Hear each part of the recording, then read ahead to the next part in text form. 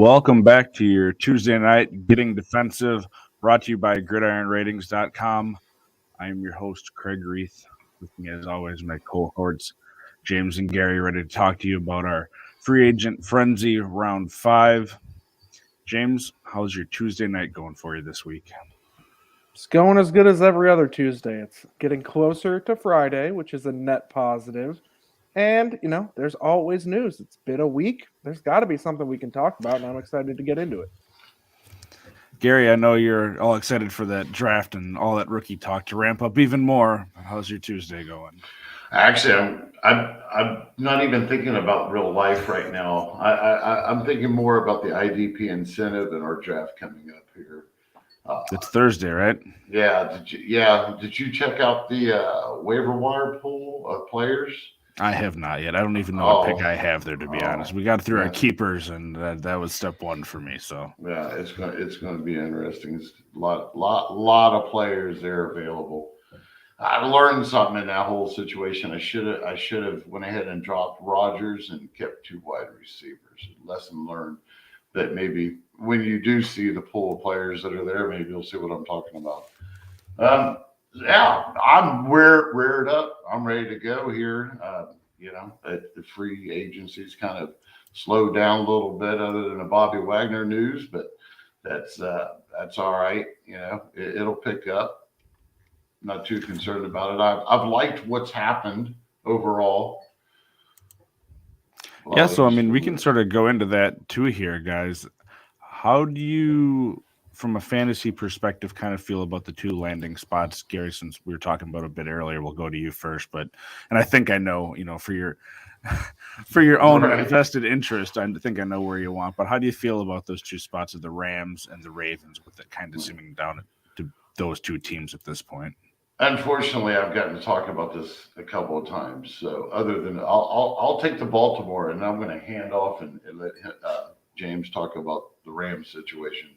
Because when it comes to Baltimore, I think overall, it realistically might be the winner in the end. I think Baltimore is likely more to pay him, Bobby Wagner, to bring him in than the Rams would. The Rams seem to need to take care of a lot of other contract issues before they go promising any money to him, to Bobby Wagner. But at the same time, I don't think they've made any news or any progress in that process after having Bobby Wagner in. Now, that could break any time. It could break right now, that they did.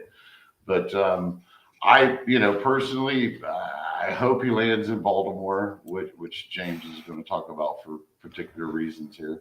But I think between the 2 physically, I think the odds lean on the Ravens a little bit. Yeah, I guess I'll pick up from there and, discuss about why we don't like him going to the Rams, which is we are both Ernest Jones lovers. We want to keep Ernest Jones front and center. We want him to be the big guy on campus, and Bobby Wagner will obviously take from that. However, I will disagree a little bit with Gary in saying that I think it does make some sense for the Rams to go and attack that linebacker position, because besides Jones, there's not really anything on that roster. They more than likely won't want to invest any type of early draft pick there, which is fine. But we saw what happened when they invested a 3rd rounder in Ernest Jones. It takes some time to build up, and they're not really in a situation where they want things to build up. They want to get a veteran in there. So even if they were to draft someone, they're going to bring in some sort of other secondary veteran who's not at Wagner's skill level.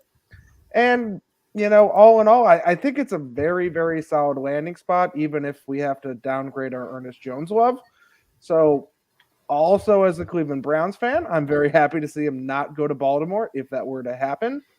But I think the Rams do make a ton of sense, especially if Wagner's out here ring chasing, which he probably is, relative to your average player.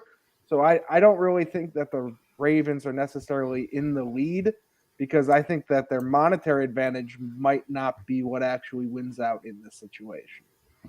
And you basically described the same situation, though, if you think about it, for Baltimore. If you look at their depth, you have beyond Patrick Queen. Harrison has not worked out in That's it, right? I don't think Oh there's yeah, much it's else not as there. if Baltimore is So, sitting pretty. It's just I right, don't think that their situation is any more advantageous for Wagner right. in terms of looking at what's going to happen when he comes in, and also realistically when he's going in and meeting with these teams and actively getting courted, he's discussing playing time, he's discussing scheme, he's discussing some things that are over both of our heads in terms of what he's going to be doing on the field, but he definitely wants to go somewhere and play. He's a guy who's been playing every snap for a very long time.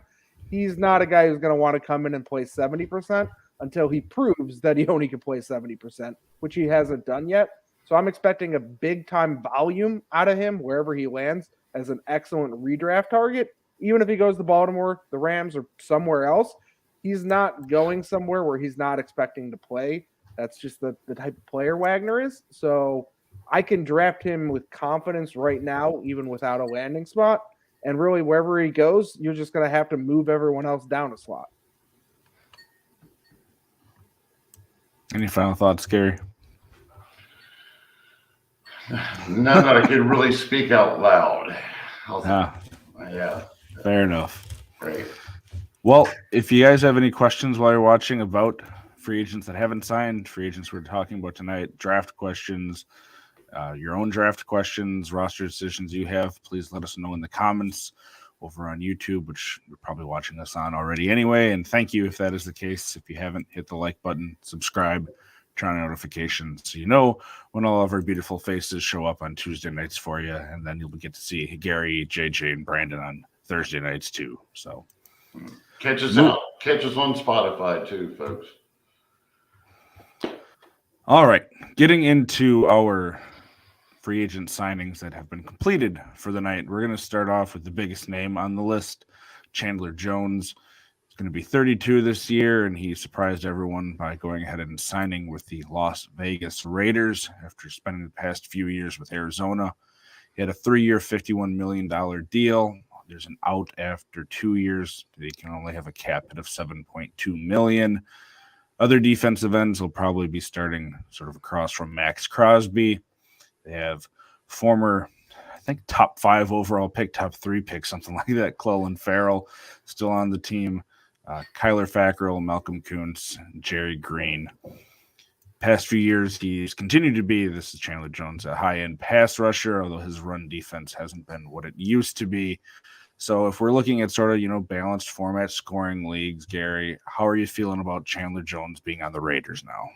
First thing I got to mention is how Farrell's still on that roster, right?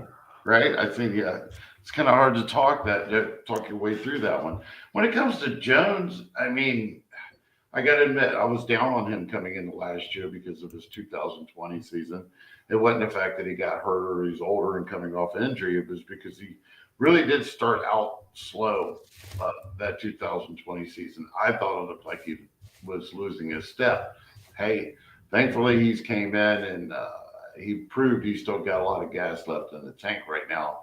I like the signing. Of course, in a dynasty league, you guys still consider his age. So, but I mean, for redrafts or something, I'm not going to have any trouble thinking that he's worth the end of a tier 1 edge rusher, or if he is a DL, get him at the end of the tier 1 guys coming off there. As a linebacker play, this is sack heavy, if he happens to be a linebacker in any leagues, he's probably not going to be worth it. More luckily, if you're lucky, he would probably be like a tier 2 type guy. But he can make impact plays. He still showed a lot. I believe he had like 6 forced fumbles, if I remember right. Yep. Yeah, he really had a nice bounce back year for an older guy coming off an injury like that. So I haven't got any problem with him. Yeah, every year since 2015, if he's played at least half of the games, he has double-digit sacks and double-digit tackles for a loss. So, James, with another quality pass rusher across from him and Max Crosby, are you expecting more of that this year? Yeah, I definitely am. Heading into last season, I was a little more wary just because he was coming off that injury and he was ending his age 31 season, which by no means is too old, but it's old enough to start thinking about age. And he just picked up where he left off. He wasn't having another 19 sack season or anything like that, but he still looked phenomenal. He still got his 10 plus sacks, still forced plenty of fumbles, and looked everything like the guy that we know is one of the elite pass rushers of the past decade. Slides over to Las Vegas and he replaces Yannick Ngakoue on that line, who, quietly had 10 sacks. Sure, he only had like 28 combined tackles and was purely a pass rushing specialist by every definition, but the sacks are clearly there. We know Max Crosby gets to the quarterback. There's more sacks that might come his way, but that's just more attention going away from Chandler Jones versus going towards him. So why would you expect him to take a step back? I don't really understand. There's going to be a great pass rush in the short term. Obviously, when looking at it from a dynasty perspective, he's another year older and you don't want to invest in him long term. But at the same time, you want to get guys who you know will produce. And there's no more evidence than Chandler Jones is going to produce. You can't find a guy with a better track record. He is the track record, and he just keeps performing. So, sign me up. He's going to get me, 35 combined tackles, 10 to 11 sacks. That seems like a very solid standard floor and expectation. And it's not going to go much lower. And maybe it's not going to go much higher. But if that plays in your league, you're a fool to pass that up. All right. Well, we're going to move on, James, to a guy that we talked about last week, having some questions about where he might sign. He ended up signing, so we're going to bring him back up. Kyzir White signed a one-year deal up to $5 million, going from the Chargers to the Eagles. He's been sort of middle of the road if you look at grading on PFF, and we probably say it every week, or I do. That isn't the end all be all, but from an IDP perspective, he had a great year and was very productive for the Chargers. And it seems like he's going into another situation for the Eagles where he's going to have a chance to be productive too, from what we've seen out of players like Alex Singleton and sort of their linebacker of the week that they throw into that spot there. So how are you feeling about this spot for him on the Eagles? Yeah, I think it's a great landing spot. It's exactly what you said, which is Alex Singleton's been an excellent, he's playing, so let's get him going. No one looks at Alex Singleton and goes, he's my 5-year run linebacker. But for what you're looking for today, for next season, for 2022, in a redraft setting or a win now dynasty setting, you can't really pass up that type of production. It's not the greatest production on field, but on that fantasy stat sheet, it's very good production. And Kyzir White, by all metrics, seems to be a better linebacker than Alex Singleton. Not trying to throw any shade his way, but just that's what it looks like. Yep. So I see Alex Singleton as, again, kind of like a safe floor in terms of just high tackle volume, not a whole lot else going on. But I think White should be able to get you a few big plays relative to Singleton's more or less non-existent big plays. So that's a net positive. And, Singleton was a solid LB2 all season last year, as long as he was on the field. And I think White will be a guy who actually stays in his role all season, unlike last year where Singleton had it and then he lost it and then he came back and then he lost it. There seems to be maybe some consistency there. I know Gary and I have been harping for a while that the Eagles need to get somebody in that linebacking room. And while I don't think Kyzir White is necessarily a future multi-Pro Bowler, he's at least a somebody in that linebacking room. He's no longer just a guy. He's a little more than a guy. He's just an all right guy or just a pretty solid guy, but he's a step up. And I think, fantasy players might just kind of forget that he's a step up when he's not a Bobby Wagner. He's still in between Singleton and Wagner, and that's a net positive and net growth. And I'm all about White. I think he's a great signing from the Eagles, relatively cheap, and I think he's a great signing for any fantasy team who goes out and grabs him.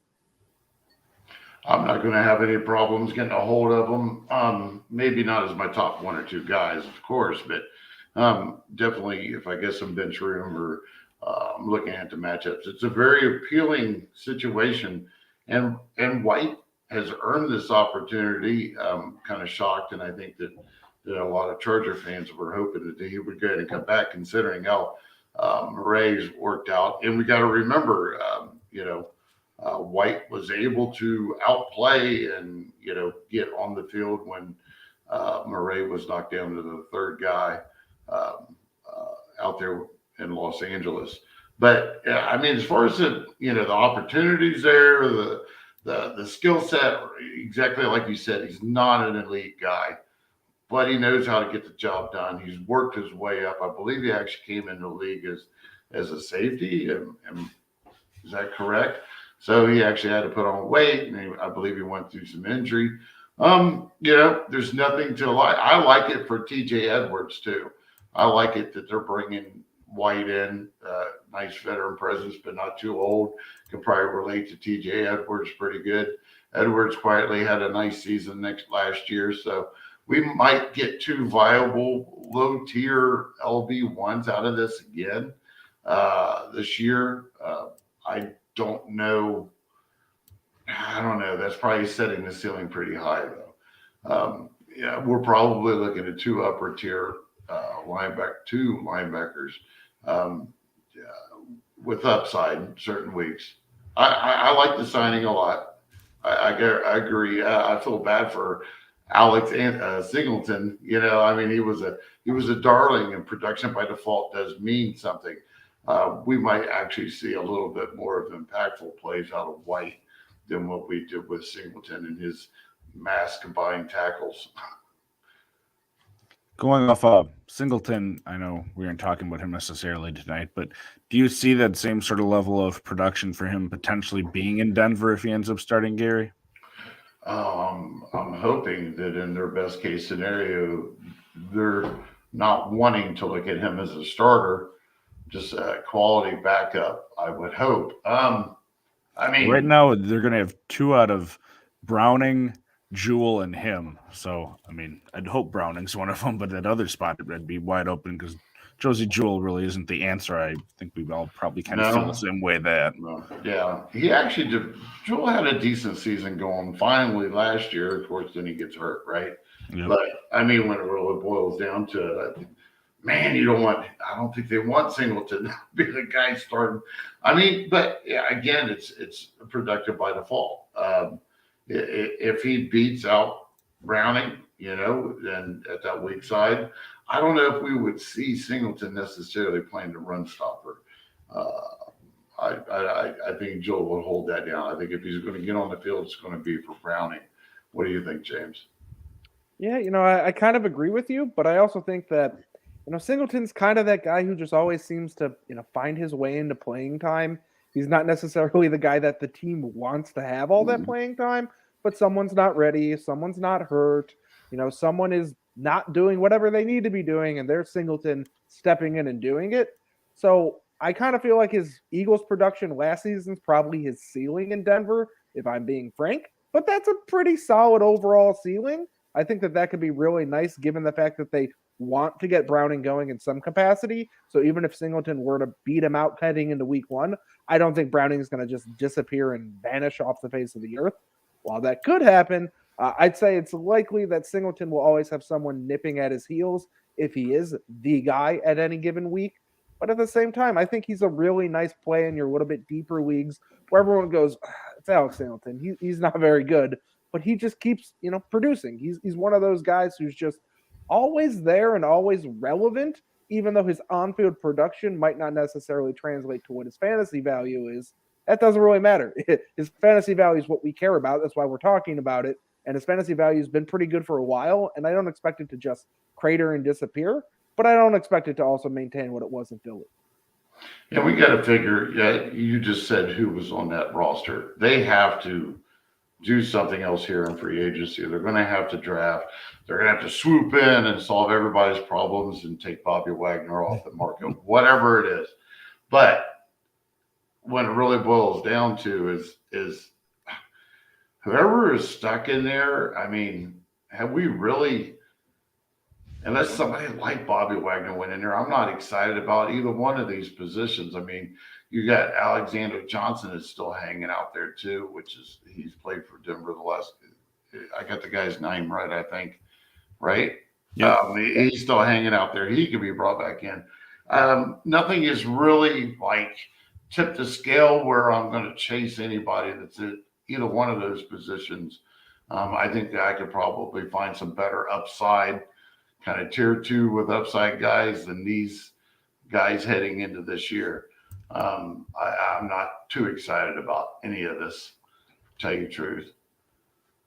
Yeah, I'll kind of echo that as well. I like Browning in a dynasty play just because of the potential that's there. But also, there's often a lot of guys who have a lot of potential and a lot of pathway to success, and they just don't ever hit that giant level of success. That's not to say Browning can't become the starter, become a very viable production Right. player. But often you look at these guys and you see those delusions of grandeur and going, oh, well, he's going to become a linebacker one by the middle of this year. Everything's going to go great. And the reality is, he's not a first round linebacker. He's not a second round linebacker. He's a third or fourth round NFL draft linebacker. He will play like one, which is solid and give you production, but he's not going to be that be all end all, the next Bobby Wagner. And I think with the youth capacity, when you look at it from a dynasty perspective, people sometimes get a little blinded by that youth.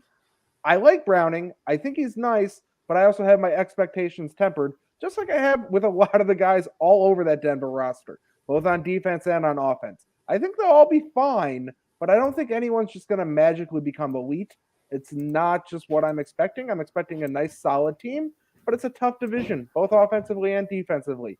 They're not exactly going to be the model of consistency, and I think just slow down on both sides of the ball here. You'll have production, but you won't have elite production. All righty. Moving off of the linebackers for now, we're going to go back to that position at the end here. But next few guys, probably the next two definitely are more niche guys for leagues, I think, depending on where you're looking at here. But the next one specifically I thought was interesting because he got the sort of contract I did not really expect. George Odum went from the Colts to the 49ers. It's a 3-year, $9.5 million deal with an out after 2 for only $1.6 million dead cap. He was a 2020 first team all pro special teams player, and perhaps that's mainly where they're going to be looking at him. He had okay sort of safety ratings. He didn't play a whole lot of safety. In fact, he only had 10 starts in 65 career games with Indianapolis. But when you're looking at that depth chart for the 49ers, they have Tarvarius Moore, Jimmy Ward, who's a starter, and then a rookie from last year, Talanoa Hufanga, who played all right when he got some playing time. But it kind of feels like that secondary safety position for the 49ers is a mess. So, Gary, do you see any starting potential here, or do you think this is just more of a special team signing by the 49ers? Yeah, I'm hoping that their starting strong safety is not currently on this roster, too, to be truthful about it. I am really excited that they finally, shook Tart. That I've never been a Tart hater, but I mean, he was just like never worth anything when it comes to IDP. So that's a little bit of concern here. No matter who plays this position, certainly if they bring in a name or if they draft it high or something like that, I'd stand up and pay attention. But just looking at this with those two interior linebackers in front of the box safety, we haven't seen Tart really have the opportunity to overproduce for a defensive back or starting strong safety in the box. So I'm not like chasing whoever's playing this position because it's the same defense, same scheme. And I'm thinking that when you have guys like Greenlaw, Shear, and Fred Warner in front of you, that, you don't have to necessarily stick your head in there every time. So I just don't like the outlook of the production of the position to go reaching for it, whoever it might be. I don't think Odum is going to be the guy or should be the guy going in. He should be like a solid depth special teamer, like you mentioned. So I don't think at this point that I've put too much redraft stock or dynasty stock into it. Weirder things have happened, but on the surface, this just doesn't feel like Odom's the guy. Any different thoughts there, James? No, I'm pretty much in exact agreement with Gary. I will say I do think it's actually possible that they don't really address the safety position in the draft or any more in free agency outside of a veteran minimum type of guy. But it's for the reasons Gary mentioned, which is this isn't really a high production position by the way they run that team. So they're not really that focused on it. It's kind of the way I think a lot of teams treat their middle linebackers. in that, yeah, we'll find somebody, we'll put them back there, they'll be fine. But it's not something that we need a star, we need to go and shell money out for. It's more just guys. And, Odum, I think, is purely a special team signing from their perspective. Sure, he might see the field, in some injury prone situations, but I don't think Odum is even really on the radar, even in deep leagues, in my opinion. He's very much just a hope for playing time type of candidate who is going to be on the roster because of his special team ability, but you're not at all expecting him to see any sort of meaningful snaps. If he does, I'll eat my words, but I feel pretty dang confident that that's what will happen. To kind of back that up too, I can tell you from doing the start sit charts over the last, long time, when it come to Tart, he's missed a lot of games over the years. If you look at his entire career, he's actually been injured quite a bit each year. Enough so that I've gotten a look at whoever they have him replace or replaces him in that lineup. They don't get any production more than what he would have. So that's why, just looking back on that kind of history, there's no indication for me and James to think that, all of a sudden it's going to be a high producing in the box type position. It just doesn't read that well.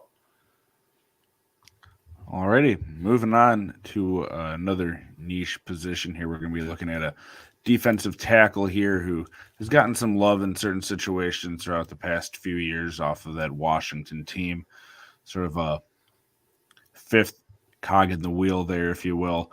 Matt Ioannidis went from Washington to Carolina on a one-year deal up to $9.5 million. Other defensive tackles they have there at the moment roster: Derek Brown, who's a former high first-round pick, Davion Nixon, who I think was a fifth-round pick last year, and Bravion Roy. Ioannidis has been a quality pass rusher throughout his career, although he hasn't done a whole lot in terms of run defense.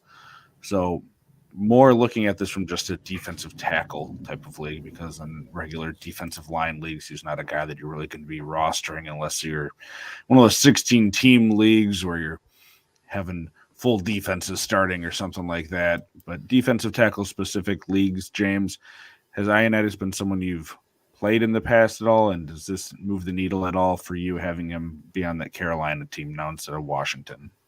Yeah, I mean, I played Ioannidis back in 2018 and 2019, and even probably a little bit in 2017 when he was, more of a pass rusher on the outside as opposed to being on the inside. Now that he's in there and, he's headed over to Carolina, he's just going to fill Daquan Jones's shoes, which is, play a lot of snaps, get some tackles, an occasional sack here or there, which, I mean, I guess out of a defensive tackle can be a viable backup, but he's not someone you're playing unless you've got 2 D tackles, 2 edge D linemen, 4 utilities on your team, and you're pretty dang deep, and you're just looking for just tackles at all because you just want playing time. He doesn't really have too much upside for me. He's very much a guy who in real life has a lot more value than he will in fantasy, and he's more or less forgettable. You're forgettable. He's going to be 28. He's not exactly young, so even from a dynasty perspective, you can't go, maybe there'll be a big leap coming forward. He's going to be out there. He's going to be doing his thing. He's going to be Matt Ioannidis, but the problem is he's going to be Matt Ioannidis. I like Ioannidis. I like the signing for the Panthers, especially more than IDP for reasons that James just covered. I'm really interested in seeing how they utilize them. I like to think that, James hit the nail on the head, but where are they going to put him across that line? I would like to see him unmiscast, because I think he's been miscast pretty bad in Washington the last couple of years. I think that a return to the edge, if he still got it in him, would be very beneficial for him.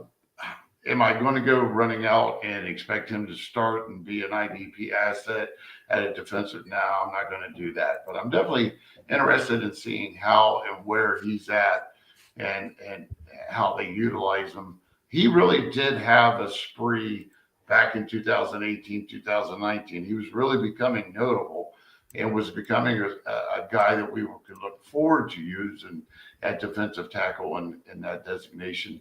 And even I remember it was kind of an appeal. Possibly we have a future DL play too, but then things changed. Then their scheme changed. Then he got hurt. Oh, wait a minute. I think he got hurt. Then their scheme changed. Then he got hurt again. So I think we haven't seen the full guy. Now, considering how much playing time he's had over the last couple of years, that's a considerable contract for him. That's not bad at all. He's coming in there. He's going to start.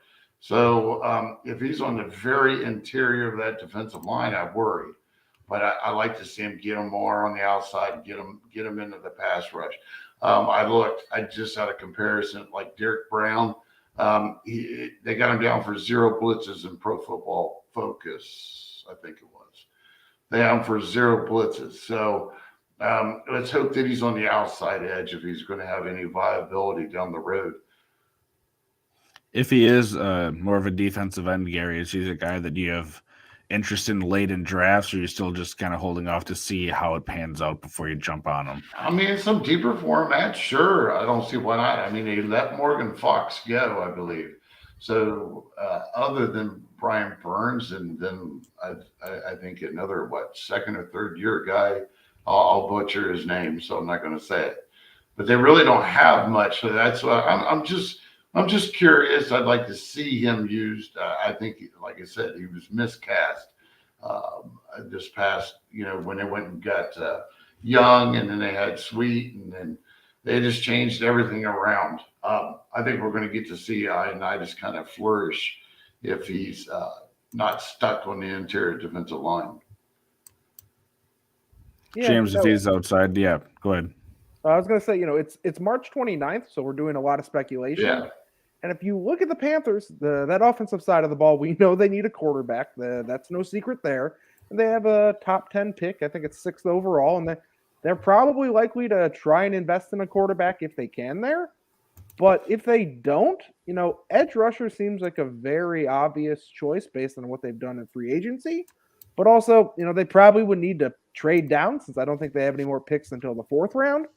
And if none of that happens, if they end up taking that quarterback and they don't get that early edge rusher, then what Gary's saying, does hold some hope. Ioannidis moves to that outside and he becomes another pass rusher, because I think they only signed one other pass rusher this offseason, and I frankly forget who it is, which goes to show that he's not someone I'm really that interested in. But, at the same time, I don't think Ioannidis is going to become a useful pass rusher. He'll definitely become better than what he would do on the interior of the line, but I'm not exactly that interested in him from a, D2 pass rusher standpoint. You're starting 24 within your league. You got 2 edge rushers on a team.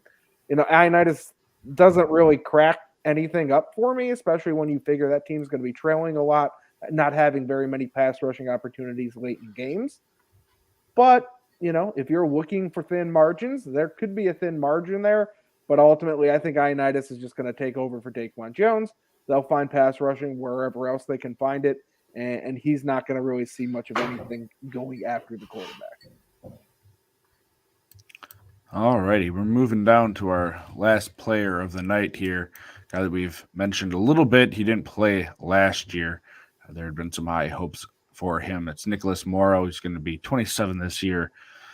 Cheap contract going from the Raiders to Chicago, who's rebuilding that defense there and seemingly rebuilding their whole team in a very cheap manner on the fly here. 1 year $3 million up to $5 million.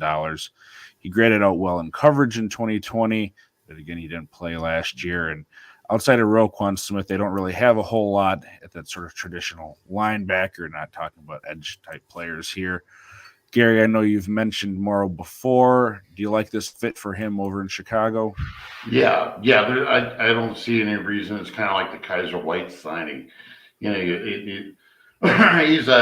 He's above average or an average talent, but I mean, I think that it's been stifled a little bit playing with the Raiders for the last couple of years, and then he's got hurt. The only question at hand on me is you're playing next to Smith. There's only going to be so much production available. So, I mean, off the top, unless he surprises us and really overproduces, as long as he's a starter, we're probably just looking at a tier 2 type linebacker. I just don't see Smith giving up that much. He won't be out of position enough for whoever's next to him in that defense to really absorb any extra opportunities. James? Yeah, it's the ghosts of sleeper DBs past, talking about Kyzir White and Nicholas Morrow, two great guys who slid right on in, along with a great Fose Oluwakan reference from way back 2 years ago. But, as a pure linebacker like he is today, standing next to Roquan Smith, he's an afterthought. Like Gary said, he's not going to be eating much of anything significant. And frankly, I bet there's probably a lot of rotation at this spot. The Bears do have a decent amount of later round picks, and I bet one of them will be devoted to a linebacker who maybe, does some edge rushing, but also can play inside as well. And you're going to see a lot of, 3 weeks in a row, Morrow's the guy. Then suddenly he's not the guy. Then someone gets hurt and he's back in. And it's a lot of just inconsistency and not really knowing what you're doing. And frankly, the type of player that we like to avoid, because if you don't know what's happening, you can't really predict what's happening. So I'm not at all interested. I will say, in a world where you're deep and you got to draft guys like Morrow and hold them on your roster, he is a nice person to be interested in, because in a world where Roquan Smith somehow does get hurt, suddenly his prospects look very, very good. It's almost like a classic running back handcuff situation where if the main guy gets hurt, I suddenly like this guy a lot more, maybe more so than any other linebacker that's out there. Maybe whoever's going to be backing up Darius Leonard in Indy, maybe, but there's a lot of potential there if something negative were to happen to Roquan. I don't expect it to. I think he'll be fine and he'll be elite like he always is. But if it does, Morrow's the guy you're going to want to go get. So if you're deep enough, you can just go get him now and then just sit and hope you win that lottery. I believe we saw that this past year too. Maybe it wasn't this year, but there were times where Alec Ogletree, and I know it's going to be a different sort of defense there, but had viability as far as like a fill-in linebacker next to Smith. So we know that Morrow too is going to be a guy that's going to give you a high effort. I mean, he was an undrafted free agent that sort of worked his way up that Raiders depth chart into what was going to be a starting position. So, with this new scheme up there, with this new scheme up there, they should play that linebacker this next, the weak side linebacker, which is where Morrow should be. They should play it more in this scheme. It should see more because, Danny Trevathan, I believe, and whoever had been filling that in, I don't think they had been even seeing close to what a normal would. Could be from the nickel packages, which didn't work real well for the Bears. But, the main thing is don't reach for him. Don't go reaching for him. He's one of those kind of players that if you were in a draft right now, if he happened to fall to you later in it, after you've set up your starting lineup, he might be a good bye-week kind of option, I guess. We'll see what his ceiling is this year. It's hard to set one when you're next to Smith like that. Well, and to James's point, they could use one of their first picks even, or something like that on a linebacker and kind of throw a monkey wrench into all of it. So don't draft crazy before the NFL draft here. Anything else, James, here tonight? Not specifically signing related, but it could be that we didn't kind of go over that you wanted to throw in there about any of these people or anything else you saw. Yeah, we rarely talk about the draft because all three of us are kind of hands off when it comes to the NFL draft this time of year, where there's a lot of hype and there's not a lot of production. But I just can't stop, and I can't help, and I always have to say it, like, don't give in to that hype. People are out here constantly, every single prospect, they look at them and they go, that glass is half full, that glass is 3/4 full, that glass is overflowing. Things could land perfectly for them. And every single season, we see the vast majority of players do not land well, and 3 or 4 do. And they get a great opportunity, and they seize the day. We saw Cameron Curl a few years ago. He was excellent. We saw Micah Parsons dominated like he was supposed to this past season. It will happen with players, and it'll happen again this year, but the vast majority, it won't happen because every year, the vast majority, it doesn't happen. And just understand last that you're year. playing a math game here. You want to add up the most points. Yeah. You want to get the most points. And if you know the vast majority of people would not be getting you points, you do not want to acquire those players. It's right.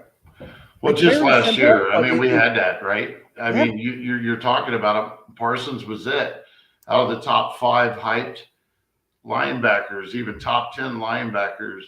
What we have, Bolton and Parsons were the only two that really made a deep impact. You know, Yeah. And this year maybe 4 of them, step up and they're great instead of 2 last year. Yeah. But those still aren't very favorable odds. When right now you're just guessing. There's no world where anyone goes, oh well, Nick Bolton, his talent just rose to the top and it beat out all of those other guys. That's just not true. It's all about circumstance and it's all about opportunity. And he took advantage of his circumstance and opportunity. And he, of course, has plenty of talent, but it's not as like those other guys do not have the talent. It's a season where you need to understand that you need to venture towards the people who will get stats. And by and large, when you look at the league as a whole, the people who will get stats are not rookies.